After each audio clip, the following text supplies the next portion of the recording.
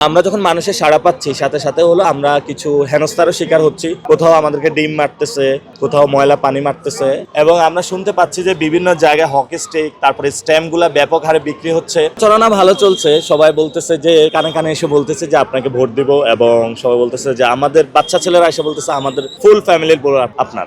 এবং আমরা আশা করি যে 12 তারিখে এখানে একটা ব্যালট রেভলিউশন হবে, মানুষ নতুনত্ব দেখতে চায়। এবং যেহেতু আমরা আমাদের প্রধানতম এজেন্ডা আমাদের ওসমান হাদি ভাইয়ের বিচার, এখানে প্রচুর মানুষ সবাই আমাকে কানে কানে এসে বলে যে ওসমান হাদি ভাইয়ের বিচারটা হলো কমপ্লিট করতে হবে।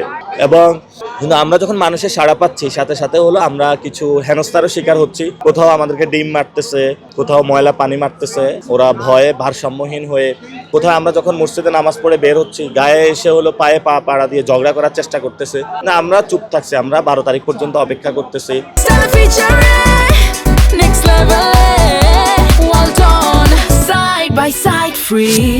এবং বিভিন্ন জায়গায় হলো সাংবাদিকদের হলো অর্থাৎ ভুয়া সাংবাদিক পরিচয়ে সে দাঁড়াচ্ছে এবং অদ্ভুত কোশ্চেন করেছে, আপনি এই রাস্তা দিয়ে হাঁটতেছেন কেন, ওই রাস্তা দিয়ে যাচ্ছেন না কেন। তা আমি কিছু বললে সে আমার সাথে হলো মিসবিহেভ করতেছে। তো পরে জিজ্ঞেস করলাম আপনার কার্ড আছে কিনা, বললো যে না কার্ড নাই। অর্থাৎ ভুয়া সাংবাদিক যুব দলের কর্মীদেরকে বিভিন্ন জায়গায় দাঁড় করিয়ে রাখছে।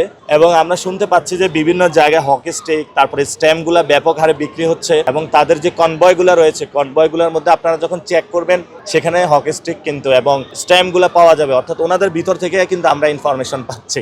নির্বাচনে ঝুঁকি তো সৃষ্টি করতে চাইবে হারার ভয়ে, কিন্তু আমরা জনগণকে নিয়ে নির্বাচনটা বানচাল করতে দিব না। কারণ আওয়ামী লীগ ওইখানে বসে ষড়যন্ত্র করছে নির্বাচনটা বানচাল করার জন্য। আমরা মাঠে অ্যাক্টিভ থাকবো, জনগণকে নিয়ে। সবাই চায় স্বতঃস্ফূর্ত একটি নির্বাচন। যেহেতু সবাই স্বতঃস্ফূর্ত নির্বাচন চাই, নির্বাচনটা আমরা চাই না বানচাল করতে। এই জন্য সবাইকে নিয়ে ঐক্যবদ্ধ থাকলে ইনশাল্লাহ অন্য কেউ বানচাল করতে পারবে না।